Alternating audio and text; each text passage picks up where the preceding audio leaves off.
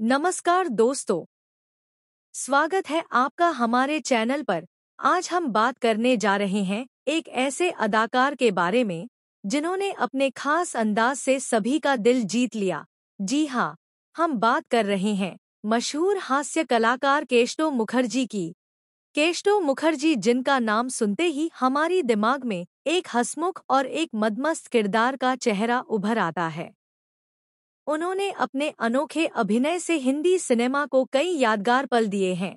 तो चलिए जानते हैं उनके जीवन और करियर की कुछ खास बातें और देखते हैं कि कैसे उन्होंने अपनी अनूठी अदाकारी से दर्शकों का मन मोह लिया।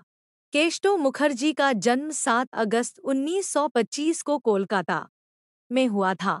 आपने उन्हें फिल्मों में देखा होगा तो आप जानते होंगे कि केशव ज्यादातर फिल्मों में केवल शराबी के किरदार में ही नजर आते थे। अपने 30 साल लंबे फिल्मी करियर में उन्होंने तकरीबन 90 से ज्यादा फिल्मों में काम किया, लेकिन दिलचस्प बात यह है कि इनमें से ज्यादा फिल्मों में वह केवल शराबी के रोल में ही दिखाई दिए थे। वैसे आपको बता दें कि केशव की एक्टिंग देखकर आपको भले ही लगे कि वह असल में शराब पिए होंगे, लेकिन ऐसा बिल्कुल नहीं था। पर्दे पर शराबी के किरदार में पॉपुलैरिटी बटोरने वाले केशव मुखर्जी शराबी की एक्टिंग के लिए एक बूंद दारू तक नहीं पीते थे। उन्होंने पहली बार फिल्म मां और ममता में शराबी की भूमिका निभाकर सबका ध्यान खींचा था और यह फिल्म 1970 में रिलीज हुई थी। इसके बाद वह बॉम्बे टू गोवा, पड़ोसन, चुपके चुपके आदि कई फिल्मों में भी नजर। केशव की चर्चित फिल्मों में जंजीर, आपकी, गोलमाल, शोले जैसी सुपरहिट फिल्मों के नाम भी शामिल हैं। लेकिन केशव ने फिल्मी दुनिया में अपना पहला कदम फिल्म नागरिक 1952 में रखा था, जिसमें इन्होंने जीतन बाबू नाम का एक छोटा सा किरदार निभाया था। लेकिन इनकी पहली हिंदी मूवी मुसाफिर 1957 थी। केशव मुखर्जी ने फिल्मों में जो मुकाम हासिल किया उसे पाने से पहले बहुत ही दुखदाई स्थिति से गुजरना पड़ा। इंटरव्यू में केशव मुखर्जी ने अपने स्ट्रगल के दिनों की स्थिति शेयर करते हुए बताया था, मैं बहुत पीता हूँ। मैंने तब शराब पीनी शुरू की थी जब मैं घर छोड़कर बॉम्बे हीरो बनने आया था। मैं रेलवे क्वार्टर में बने एक गंदे और मैले कुचैले कमरे में रहता था। वहाँ खाने को कुछ नहीं था, बस पीने को ही था। मैं पीता था क्योंकि मैं परेशान था, मेरे पास कोई काम नहीं था। और केशव मुखर्जी ने आगे कहा था, मैं पीता था ताकि थोड़ा सो सकूं। मैं इसलिए पीता था ताकि आसपास जो चूहे दौड़ रहे होते थे उनके बारे में भूल जाऊं, और मेरे बराबर में ही कुत्ता सोता था। मैं टेंशन भुलाने के लिए पीता था। सिर्फ दारू ही थी जो मेरी सच्ची दोस्त थी, और ये दारू ही थी जिसकी वजह से मुझे लोकप्रियता मिली। आजकल अगर कोई मेरा नाम लेता है तो दिमाग में बेवड़े की छवि उभरती है। मैं अब अपने दोस्त को धोखा नहीं दे सकता।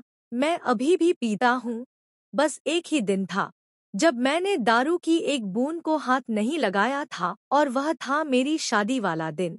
और केशव मुखर्जी ने उसी इंटरव्यू में कहा था कि उन्हें पता है कि भूखे पेट रहना और गरीब होना क्या होता है, इसलिए वह दोबारा उसी गर्त में नहीं जाना चाहते, और उन्हें संतुष्टि है कि जिस घर में वह रह रहे हैं उसे उन्होंने खुद अपने खून पसीने की कमाई से बनाया है, और वह उसे कभी खोना नहीं चाहेंगे। केशव मुखर्जी से जब पूछा गया था कि क्या वह लगातार एक शराबी का रोल करके थक नहीं जाते, तो उन्होंने जवाब दिया था, लोग चाहते हैं कि बेवड़े का रोल प्ले करूं, मुझे तब तक डरने की जरूरत नहीं है जब तक मैं लोगों को वो दे रहा हूं जो वो चाहते हैं। मैं जानता हूं कि मेरी कोई क्लास नहीं है, ना ही मुझ में उम्दा एक्टर होने का घमंड है। मुझे पता है कि मैं करियर में ऊंचाइयां नहीं छू सकता, लेकिन मुझे क्लास नहीं चाहिए, मुझे पैसा चाहिए। क्लासी होने से मैं अपने बच्चों का पेट नहीं भर पाऊंगा, लेकिन पैसा होगा तो मेरे पास सब कुछ होगा। और केशव मुखर्जी ने अपने संघर्ष के दिनों में बिमल रॉय की फिल्म में काम पाने के लिए कुत्ते की एक्टिंग की थी, जो एक दिलचस्प किस्सा है। दरअसल जब वह काम की तलाश में मुंबई आए तो उन्हें काम नहीं मिल रहा था, वह काम के लिए बिमल रॉय के पास गए, उनसे रिक्वेस्ट किया, मगर बिमल ने यह कहते हुए मना कर दिया कि उनके पास कोई काम नहीं है, वह वहां से चले जाएं। लेकिन केष्टो वहां से हिलने को तैयार नहीं थे। तब बिमलदा ने गुस्से में केष्टो से कहा, एक रोल है कुत्ते का, क्या वह अदा करना चाहोगे? केष्टो को काम की सख्त जरूरत थी। उन्होंने फौरन हामी भर दी और बिमलदा को कुत्ता बनकर दिखाया और भौंकने लगे। फिर बिमलदा उनसे इतने प्रभावित हुए कि उन्हें अपनी फिल्मों में काम दे दिया। और दोस्तों, केष्टो मुखर्जी की शादी शोभा मुखर्जी से हुई थी और इनके दो बेटे थे, अशोक मुखर्जी और बबलू मुखर्जी। लेकिन इनके छोटे बेटे अशोक मुखर्जी की एक रोड एक्सीडेंट में मृत्यु हो गई थी। दोस्तों, अब आपको बताते हैं केष्टो मुखर्जी की कुछ कॉमेडी सीन्स वाली फिल्मों के नाम। और दोस्तों, केष्टो मुखर्जी का देहांत सिर्फ 56 साल की उम्र में 2 मार्च 1982 में हो गया था।